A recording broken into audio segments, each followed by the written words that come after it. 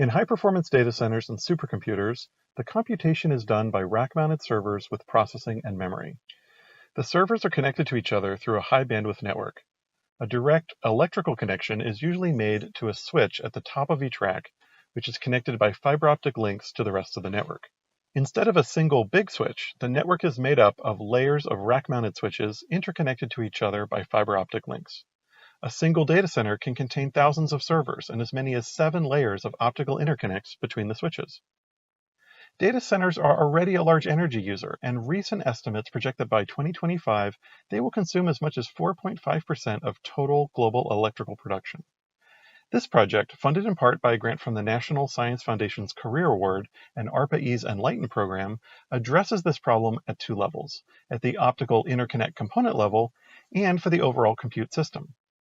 Most of the energy is consumed by the servers themselves, even when they are idle and waiting for data, which they often are due to the cost and bandwidth limitations of conventional networks.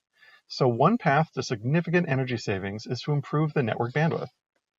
This transforms the conventional network by replacing most of the network with a single layer of transparent optical switches and a control plane based on pre-programmed connection maps.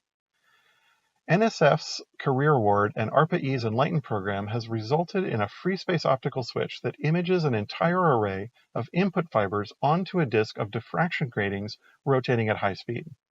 These gratings deflect the data transmissions into a series of pre-programmed network connections. This simple architecture allows a low-loss and highly parallel switch.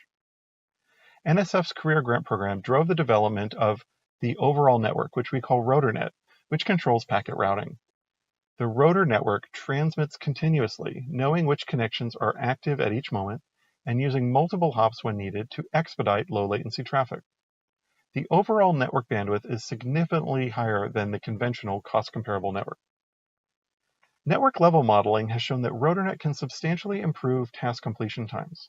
These initial results show that making the same computation using RotorNet can consume less than half the energy as using existing cost-comparable networks.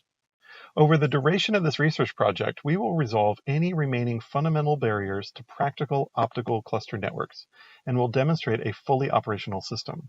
This will provide a clear path to full-scale commercialization of an important energy-saving technology.